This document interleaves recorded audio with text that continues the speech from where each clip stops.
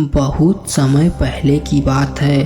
भारत के एक छोटे से गांव में एक बुद्ध भिक्षु रहते थे जिसका नाम आनंद था। आनंद ने बचपन में ही अपने परिवार और सांसारिक जीवन को त्याग कर बुद्ध धर्म का अनुसरण करना शुरू कर दिया था। वे ज्ञान की तलाश में विभिन्न जंगलों और पहाड़ों में घूमते और ध्यान करते। उनकी एक विशेष बात यह थी कि वे हमेशा दूसरों की सहायता करने के लिए तत्पर रहते थे। एक दिन ध्यान करते समय उन्हें एक स्वप्न आया जिसमें एक वृद्ध साधु ने उनसे कहा, तुम्हारी राह में एक महान परीक्षा आने वाली है। इसे पार कर पाओगे तो ही तुम्हें सच्चे ज्ञान की प्राप्ति होगी। यह स्वप्न देखकर आनंद चिंतित थे, पर वे तैयार थे। उन्होंने सोचा कि जो भी हो मैं उसे हंसकर स्वीकार करूंगा। अगली सुबह आनंद ने एक कठिन यात्रा की शुरुआत की। कई दिनों तक उन्होंने घने जंगलों और उबड़-खाबड़ रास्तों का सामना किया। एक दिन वे एक सुनसान और उजड़े गांव में पहुंचे। वहां उन्होंने देखा कि सभी लोग दुखी और भूखे थे।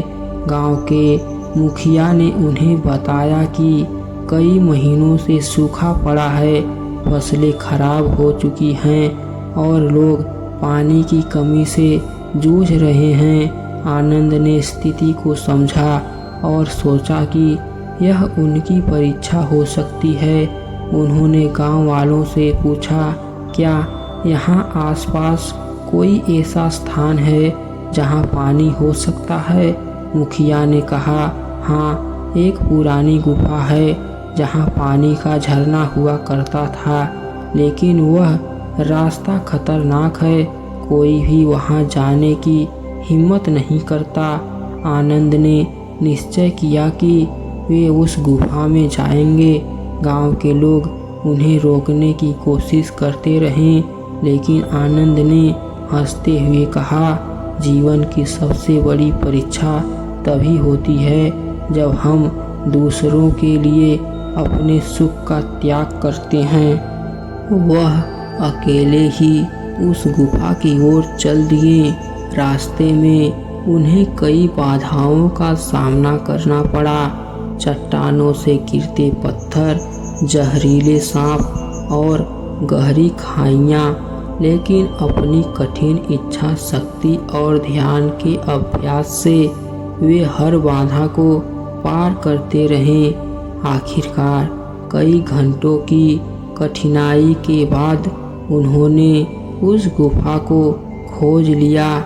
गुफा के अंदर एक अद्भुत झरना बह रहा था जो मीठे पानी से भरा था। आनंद ने जल्दी से अपनी छोटी सी मटके में पानी भरा और गांव की ओर लौटे। गांव में पहुंचते ही सभी लोग आनंद को देखकर खुशी से झूम उठे। उन्होंने पानी को बांट दिया, जिससे सबकी प्यास बुझी और उनमें नया जीवन आ गया। गांव वालों ने कहा, तुमने हमारे लिए जो किया है वह अविश्वसनीय है। आनंद मुस्कुराए और बोले, सच्चा ज्ञान वही है जो दूसरों की भलाई में लगा हो। उस दिन से गांव वाले आनंद का बहुत सम्मान करने लगे।